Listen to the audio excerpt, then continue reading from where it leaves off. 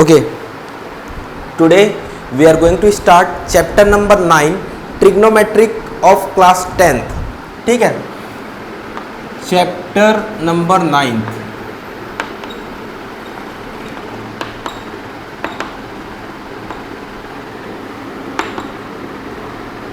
In this video we are going to learn about formula of trigonometry.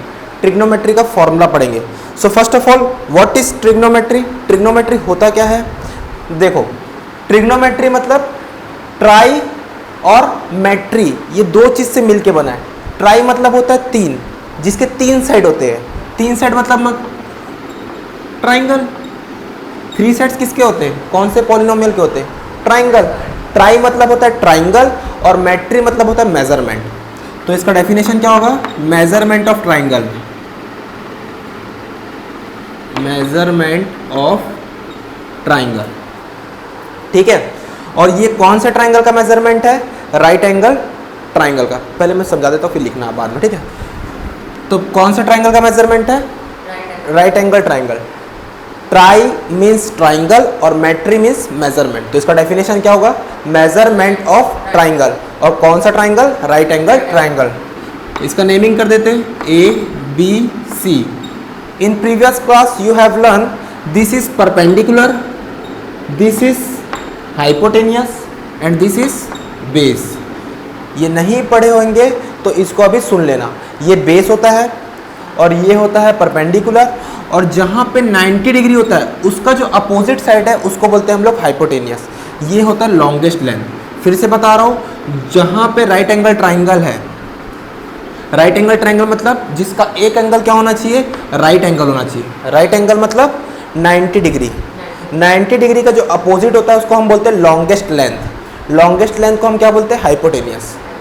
इसको बोलेंगे base और इसको बोलेंगे परपेंडिकुलर, ठीक है. तो हम ट्रिग्नोमेट्रिक रेशियो सबसे पहले हम देखेंगे. ट्रिग्नोमेट्रिक रेशियो,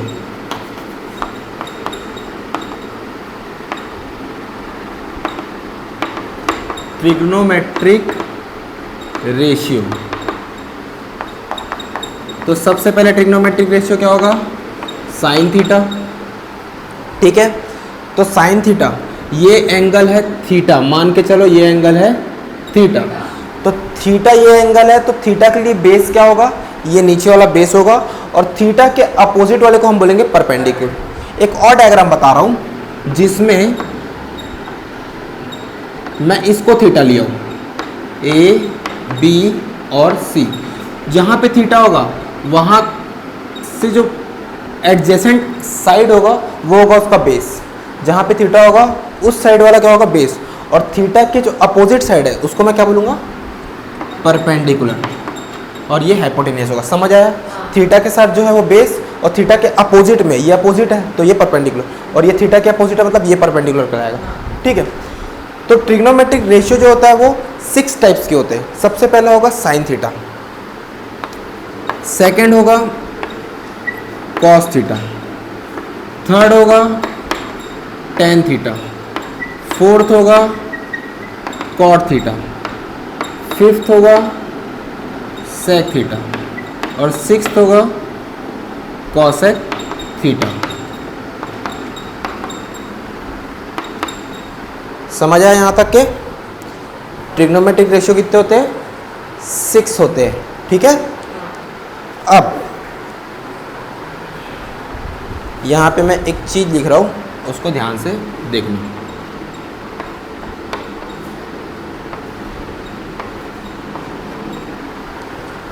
पंडित बद्री प्रसाद हर हर बोल, ये लिखना है हमको, ठीक है. पंडित बद्री प्रसाद हर हर बोल. इससे हमारा फॉर्मूला बनेगा. जैसे साइन का फॉर्मूला क्या होगा, P/H. क्या होगा यहाँ पे, P/H. P मतलब परपेंडिकुलर, H मतलब हाइपोटेनियस, B मतलब बेस. पंडित बद्री प्रसाद हरी हरी बोल, ऐसा लिख लेना. तो ये 6 फॉर्मूला लर्न हो जाएगा. तो सबसे पहला क्या है हमारा ट्रिग्नोमेट्रिक रेशियो में साइन, उसके बाद कॉस, कॉस के बाद टेन, ऐसे लिखना है हमको. फिर कॉस, फिर टेन, फिर क्या आया कॉट, फिर सेक, फिर कॉसेक, ये लिखा हुआ नंबर वाइज, समझ है, sine cos tan cot sec और कॉसेक। तो साइन का फॉर्मूला क्या होगा, P upon H, perpendicular upon hypotenuse. Cos का क्या होगा formula, base upon hypotenuse. Tan का क्या होगा फॉर्मूला, P अपॉन बी, मतलब परपेंडिकुलर अपॉन बेस। अब कॉट का फॉर्मूला कैसे लर्न करना है, हमको अब उल्टा पढ़ना है, B अपॉन पी। अब नीचे से पढ़ूंगा मैं, B अपॉन पी। सेक कैसे पढ़ेंगे, H अपॉन बी, और कॉसेक H अपॉन पी। हो गया फॉर्मूला, लर्न हो गया होगा। बस इसी को बोलना है, पंडित बद्री प्रसाद हरिहर बोल, और उसको सीक्वेंस वाइज लिखना है। हो गया ये फॉर्मूला कंप्लीट, ठीक है। Write down, pause the video and write it down. Okay, new topic is reciprocal of trigonometric. Trigonometric का रेसिप्रोकल क्या होता है, ठीक है। जैसे sine theta into cosec theta is equal to 1। क्यों होगा sine theta into cosec theta 1? देखो साइन थीटा का फॉर्मूला क्या होता है, P अपॉन एच, और कॉसेक क्या होता है, H upon P.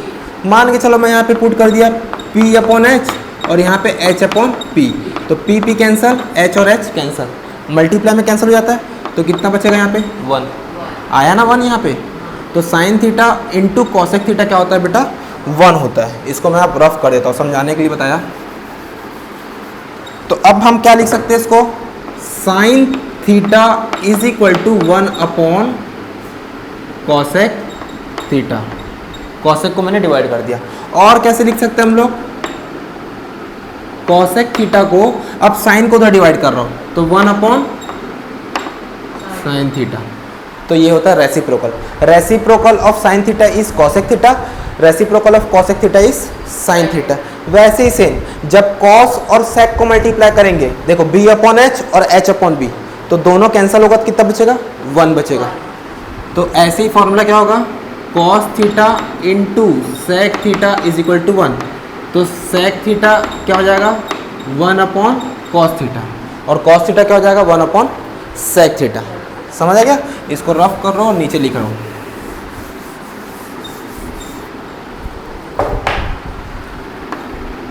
Cos theta क्या हो जाएगा, 1 अपॉन सेक थीटा। वैसे टेन थीटा और कॉट थीटा को जब मल्टीप्लाई करेंगे तो क्या आएगा, 1 आएगा।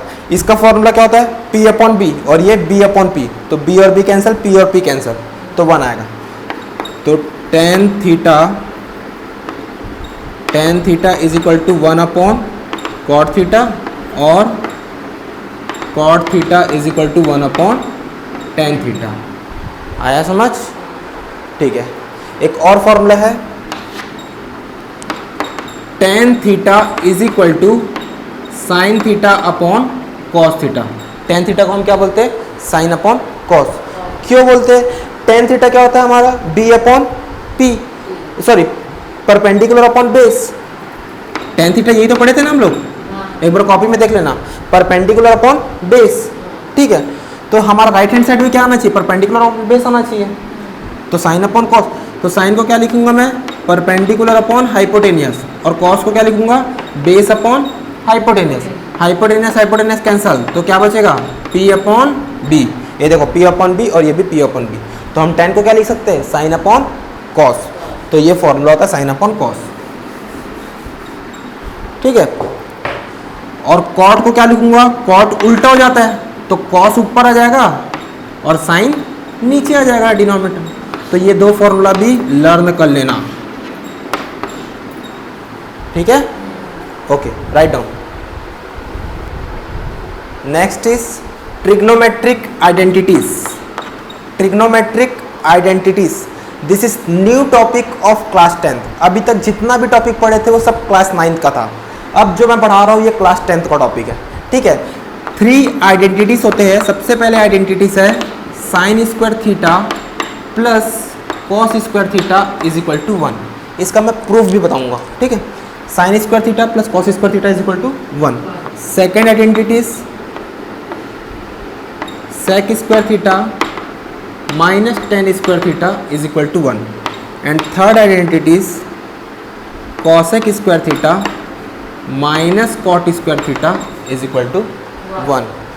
चाहे तो हम इसको और चेंज करके लिख सकते हैं, जैसे मैं पहले वाले को बता रहा हूँ, और cos square theta is equal to, sine को मैं उधर ट्रांसफर कर रहा हूँ, तो क्या हो जाएगा 1 माइनस, ये तो पता है ना, लेफ्ट हैंड साइड से राइट हैंड साइड जाता है तो साइन चेंज हो जाता है, ये प्लस में तो उधर जाएगा तो माइनस, तो मैं कॉस स्क्वायर को क्या लिख सकता हूँ 1 minus sine square. Sec square को मैं क्या लिख सकता हूँ यहाँ पे,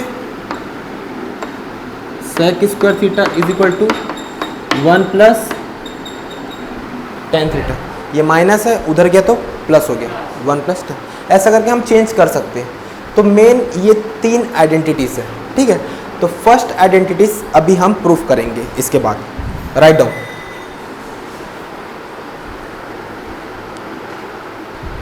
देखिए, proof that sine square theta plus cos square theta is equal to 1 हमको प्रूफ करना है।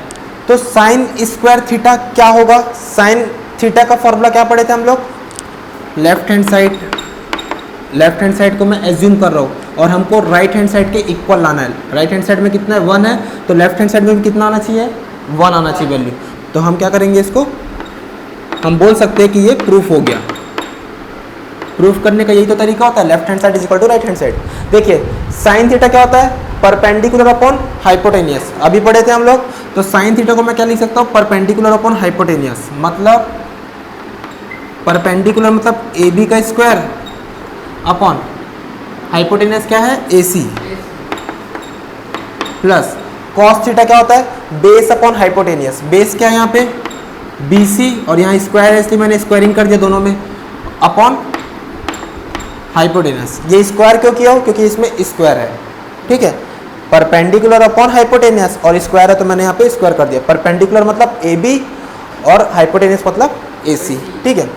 दोनों ए सी और ए सी कॉमन है तो यहाँ पे एलसीएम ले लो, ए सी स्क्वायर ऊपर क्या हो जाएगा A B square plus B C square. अब देखिए हमने प्रीवियस क्लास में पढ़ा था पाइथागोरस थ्योरम, पाइथागोरस थ्योरम का यूज करना है। पाइथागोरस थ्योरम क्या होता है, हाइपोटेनियस का square is equal to perpendicular का स्क्वायर प्लस बेस का स्क्वायर। तो इस फॉर्म में लिख सकता हूँ मैं A C square is equal to A B square plus B C square.